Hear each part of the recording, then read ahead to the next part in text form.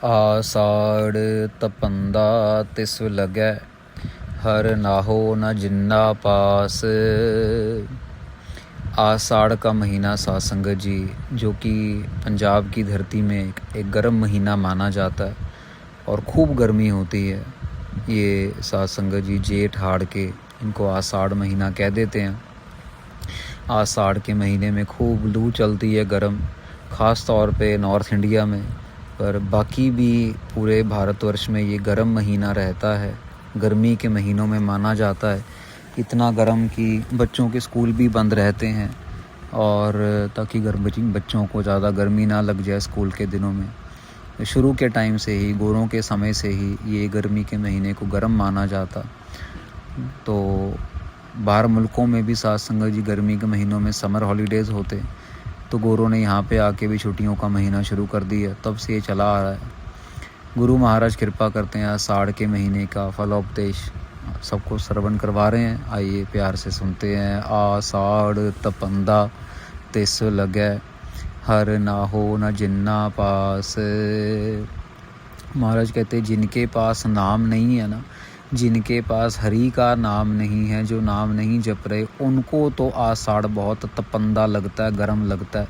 कहने का मतलब जो नाम के साथ नहीं जुड़े हुए उनको तो ये जीवन है ये बहुत ही भयानक लगता है, दुखी लगता है और परेशान लगता है। हमेशा हम झोरों में पड़े रहते हैं, ये नहीं हुआ, वो नहीं हुआ, ऐसा नहीं हुआ, वैसा नहीं हुआ, और सोचते रहेंगे जो काम अभी नहीं भी हुए, जो ज़िंदगी नहीं भी देखी, उसको सोच के भी हम परेशान होते रहेंगे। अरे ये नहीं होगा तो ऐसे हो जाएगा, अरे वो नहीं होगा तो ऐसे हो जाएगा, अरे ऐसे होके ऐसे हो जाएगा तो वैसा नहीं होगा, सोचते रहते हैं। उन लोगों के लिए तो ये तपंदा है, ये जीवन, ये आषाढ़ का महीना, जो नाम नहीं जपते हैं। जग जीवन पुरख त्याग कै, मानस संधि आस। जग जीवन का मतलब साध संगत जी अकाल पुरख वाहिगुरु जी, जो जीवन, जो पूरे जग को जीवन देने वाले हैं परमात्मा, उनको भूल के, जग जीवन पुरख त्याग के, उनको भूल के, उनको त्याग के, मानस संधि आस, लोगों के पीछे पड़े हुए हैं। ये मेरा काम कर देगा, मनुष्य से अपनी आशा रखते हैं, ये मेरे को नौकरी दे देगा, ये मेरे बच्चे का ये कर देगा, ये कर देगा, ऐसा हो जाएगा, ये मुझसे प्यार करता है, मुझसे शादी करेगा, ये मेरे बच्चों का बाप बनेगा।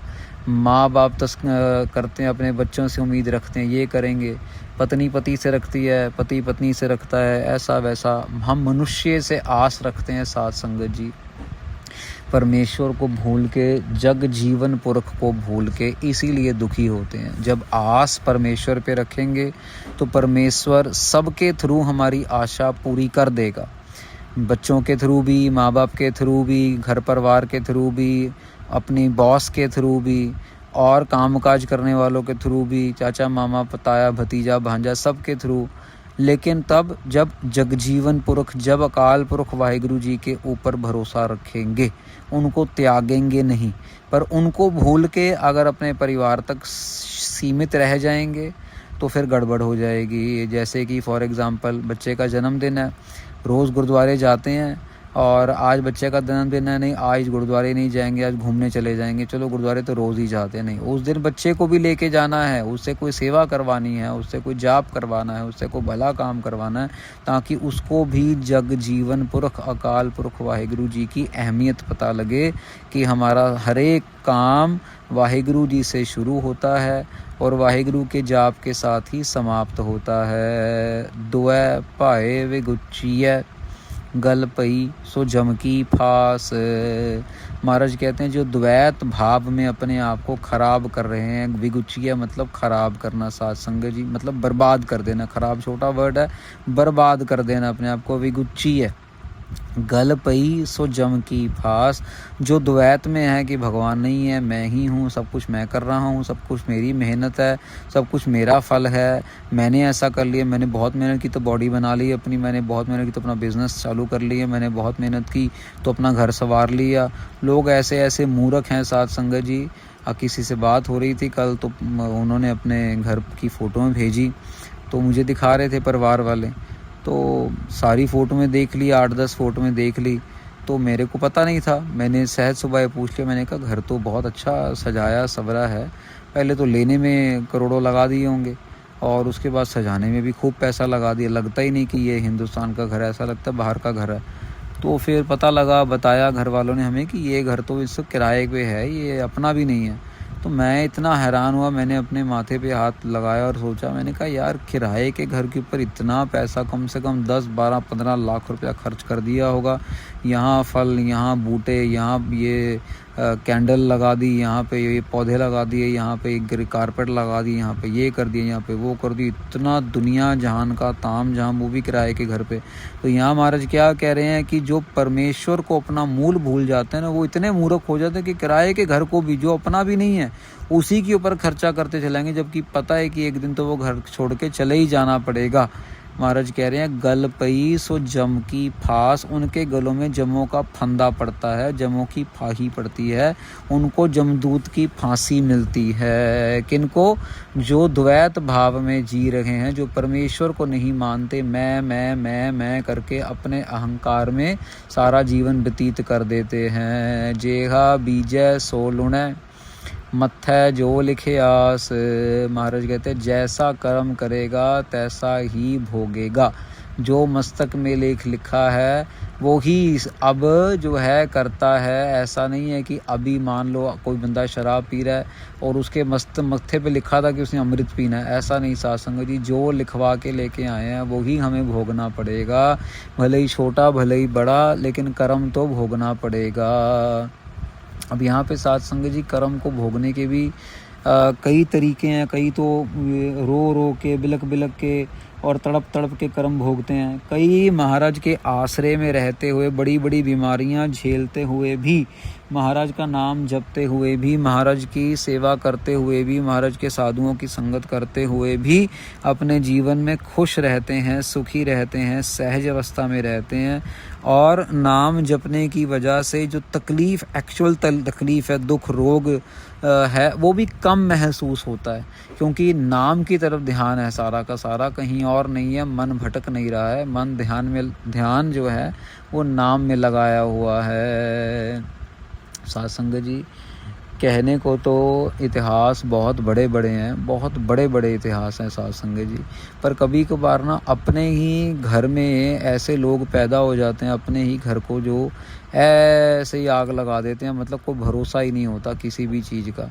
ऐसे ही साध संगत जी, जब लड़ाई लगी ना गोरों के साथ, पहली गोरों के साथ जब लड़ाई लगी थी, जब महाराजा रणजीत सिंह को इन्होंने मतलब मार दिया और कैद करके, और उसके बाद जब लड़ाई लगी तो उनका जो बेटा जो आया साध संगत जी जंग में, पूरी तरह से एन तैयार बरतैयार, और बहुत सारे जंगी सैनिकों के साथ जंग लगी हुई थी।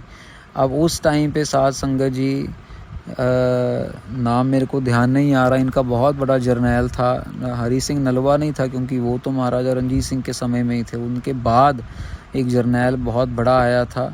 तो ये जंग लड़ रहे थे, लड़ते लड़ते इनको पूरी उम्मीद थी कि ये जंग लड़ रहे होंगे, लेकिन क्या हुआ, अपने ही घर में पटियाले का महाराजा करम सिंह, उसने गोरों को जाके इतला कर दी कि भी 150 सिंहों का जत्था जो है वो यहाँ छुपा हुआ है। निहंग सिंह जो हैं वो यहाँ, बाबा हनुमान सिंह जो अकाल तख्त साहब के जत्थेदार हुए ना, उनकी बात है, ये थे, इन्होंने साथ दिया था। और बाबा हनुमान सिंह जी जो अकाल तख्त साहब के जत्थेदार भी रहे, बड़े तगड़े महापुरुष हुए, निहंग सिंह थे। तो वो अकाल तख्त साहब के उस टाइम जत्थेदार थे। आजकल का तो हिसाब और हो गया ना, मतलब कोई पहरावा या कोई और कुछ भी, मतलब किसी को तलवार पकड़ा भी दो तो पकड़ना ही नहीं आता। लेकिन उस समय में तो साध संगत जी बड़ी ज़बरदस्त रूहें जो हैं वो तख्तों के जत्थेदार बना करते थे, जिनके पास संत और सिपाही दोनों गुण हुआ करते थे। तो बाबा हनुमान सिंह जी ने खूब इनको रोक के रखा, तोप के गोलों के साथ गोरों को। गोरों भी हार मानने लगे थे, तो पटियाले के राजे करम सिंह ने जाके मुखबरी करती और बता दिया कि 150 से ऊपर सिंहों का जत्था कहाँ छुपा हुआ है, कहाँ से ये प्लानिंग कर रहे हैं, कहाँ से ये आपके ऊपर वार करेंगे। और फिर गोरों ने पीछे से जाके हमला किया और सब के सब शहीद कर दिए थे साध संगत जी। तो आम तौर पे तो साध संगत जी बस ये समझ लो कि अपने ही बंदे होते हैं जो पीठ पे छुरा मारते हैं, बाहर का तो किसी को क्या पता लगेगा। जब तक घर का भेदी लंका ना ढाए, जब तक घर का इंसान बाहर जाके कुछ खबर नहीं करेगा। तो यहाँ महाराज कह रहे हैं, जेहा बीजै सो लुढ़ै, जैसे बीज बीजेंगे वैसे ही फसल उगेगी। आपने बीज बिया सेब का तो भिंडी तो नहीं निकलेगी, आपने बीज बोया अमरूद का तो आपको ये समझ लो तरबूज तो नहीं मिलेगा साथ संगत जी। तो ये तो अब हमारे ऊपर है कि हम क्या बीज बीज रहे हैं, क्या कर्म कर रहे हैं, कितना झूठ बोल रहे हैं, कितना फरेब कर रहे हैं, कितना दिखावा कर रहे हैं साथ संगत जी। एक कुछ दिन पहले एक माता जी आए, बहुत मतलब अच्छी भजनीक रूह लग रहे थे। तो पहले पाठ करते रहे, पाठ करने के बाद हम बैठे रहे काफ़ी देर तक, अंदर और भी संगत थी। तो थोड़ी देर बाद 1-1.5 घंटे बाद जब चाय बन के तैयार सबको सर्व हुई, तो वो चाय पीने से पहले हमारे पास आए। तो मुंह पे तो लाली बहुत थी नाम बाणी की, पर मन में कुछ चीज़ चल रही थी। तो हमारे पास आके बैठे, तो मैंने पूछा, मैंने कहा माता जी क्या बात, आपकी मुंह पे तो लाली है लेकिन आँखों में कोई परेशानी है, किस चीज़ की परेशानी है बताइए। महाराज को अरदास करते हैं, गुरु महाराज सुनते हैं अरदास और सबका भला करते हैं। तो माता जी चुप रहे। मैंने पूछा, मैंने कहा अकेले आए हैं? कहते हैं हाँ मैं टैक्सी में आई हूँ। और मैंने कहा परिवार में? कहते हैं हाँ एक बेटा है, एक बहू है और बाकी अभी कोई पोता पोती नहीं हुए हैं, और मेरे हस्बैंड नहीं है, वो पीछे कुछ साल पहले पूरे हो गए। तो हम 3 लोग रहते हैं घर में, और अभी अभी बच्चों ने जो है वो नया मकान लिया है, तो वो उनसे जाने की तैयारी में है। इतनी बात नहीं, सब कुछ कह दिया। तो फिर हमने भी महाराज को अरदास की, मैं क्या महाराज आप कृपा करो, कोई जाप बताओ, इनका जो मन ठहर जाए। तो महाराज ने फिर यही पंक्ति की तरफ इशारा किया साध संगत जी कि जैसा बीजै सो लुणै मत्थै जो लिखियास। एक टाइम पे आके ये माता जी ने अपने पति को भी अपने परिवार से अलग किया, सहज सुभाव किया या वैसे हो गया अलग, अपनी तरफ खींच के अपने माँ बाप की तरफ ध्यान ना देने दिया ज़्यादा, और फिर ये अलग हो गए अपने सास ससुर से। और आज वही समा सामने आ रहा है 20, 25, 30 साल बाद, जब अपना बेटा आज इनको छोड़ के अपने नए घर में जाने की तैयारी में है। तो जब हमने इनको बोला माता जी याद आ रहा है आपको पुराना समा, अपने टाइम में कैसे हुआ करता था? कहते बस इसी चीज़ की आंखों में मेरी चिंता है कि अगर मैं उस समय समझ जाती कि जो मैं आज कर रही हूँ मैंने थोड़ा एफर्ट कम किया। कहते कोशिश तो मैं, अपनी गलती कौन मानता है आज की दुनिया में। कहते मैंने अपनी तरफ से तो कोशिश बहुत की, पर फिर भी कमियाँ रह गई होंगी, तभी आज मेरा घर भी टूट रहा है। पहले मैंने किसी का तोड़ा या जुड़ने नहीं रखा, जोड़ने में ज़्यादा कोशिश नहीं की कि वो जुड़ा रहे, तो आज मेरे घर की बारी आ गई है। तो बस इसीलिए आपने पूछा मेरी आंखों में कोई नामोशी है, वो इसी बात की नामोशी है कि मैं आज ऐसा महसूस कर रही हूँ कि मैं हार गई, मेरे हाथ से वो समा निकल गया। उस समय भी समा निकल गया और आज भी समा निकल गया। आज ऐसा माहौल नहीं है कि मैं बच्चों को रोकूं, अपने पास रखूं। अब बस मुझे यही सोचना है कि बाकी की ज़िंदगी मैंने अकेले 4 दीवारों के बीच में बितानी है। तो बहुत देर बात हुई माता जी से, उनको धीरज देने के लिए नाम बाणी का पहरा अरदास भी की उन्होंने, बहुत अच्छा बड़ा जाप लेके गए वो। और उम्मीद है, कोशिश है गुरु महाराज उनके ऊपर सिर के ऊपर हाथ रखें और उनको इस जीवन में अब भजन की तरफ, बंदगी की तरफ लगाएं। अकेले हैं वो, पेंशन आ रही है, हस्बैंड का भी अच्छा कारोबार था, उसका भी काफ़ी पैसा उनके पास आ रहा है। तो बस टिके रहें, नाम बाणी जपते रहें। महाराज मेहर करे, रैन वे हाणी पछोतानी, उठ चली गई निराश। महाराज कहते हैं रैन चली जाएगी, रात चली गई, उम्र चली जा रही है, चली जा रही है। रैन में हानि पछोतानी, बाद में पछतावा होगा। उठ चली गई निराश, जब निराशा में इस जीवन से जाना पड़ जाएगा तब जाके तेरे को पछतावा होगा। लेकिन उस टाइम अब पछताए होत क्या, जब चिड़िया चुग गई खेत, फिर पछतावे के बाद कुछ नहीं रह जाता है।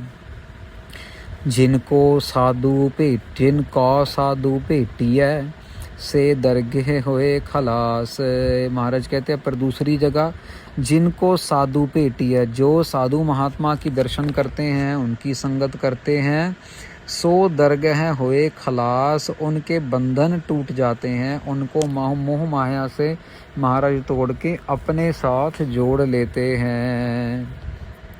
तो यहाँ पे महाराज आखिरी पंक्तियों में बेनती करते हैं, कर कृपा प्रभ आपनी तेरे दर्शन हुए प्यास। महाराज आप कृपा करो, दया करो कि आपके दर्शनों का चाह हमें बना रहे। दर्शनों का चाह बना रहेगा तो हम रोज़ निता प्रति गुरुद्वारे आएंगे, संगत करेंगे, सेवा करेंगे, हम रोज़ आपके चरणों के साथ जुड़े रहेंगे। आप ऐसा चाहो हमें बख्शो। प्रभ तुद बिन दूजा को नहीं, नानक की अरदास। महाराज हमारी अरदास है, हमारी बेनती है, अपने दर्शन बख्शो। आपके बिना हमें और कुछ नहीं चाहिए, आपके अलावा हमें और किसी के दर्शन नहीं चाहिए। आषाढ़ सुहंदा तिस लगे, जिस मन हर चरण निवास। महाराज कहते हैं उनको तो आषाढ़ बहुत सुंदर लगता है, बहुत ठंडा लगता है, बहुत अच्छा लगता है, जिनके मन के अंदर परमेश्वर के चरणों का निवास है, जिनके ध्यान के अंदर सतनाम वाहिगुरु है, उनको तो ये आषाढ़ मतलब हाड़ का महीना ये सफल होता है। उनके लिए कोई गर्मी सब एक बराबर है, गर्मी सर्दी शाम धूप सब एक बराबर है। साथ संगत जी महाराज कृपा करें हम सब के मनों के अंदर दर्शनों की तांग लगी रहे, दर्शनों की प्यास लगी रहे। दर्शनों की प्यास लगी रहेगी तो गुरु महाराज दर्शन देंगे, गुरु महाराज दर्शन देंगे तो नाम जपाएंगे, संत महापुरुषों की संगत बख्शेंगे और सेवा करते करते हमारा पार उतारा करेंगे। यहाँ पे आषाढ़ महीने जिसको हम हाड़ भी कह देते हैं, आषाढ़ हाड़ महीने का जो ये उपदेश यहाँ समाप्त होता है साथ संगत जी। इसके बाद सावन के महीने का जो है वो फलोपदेश आएगा।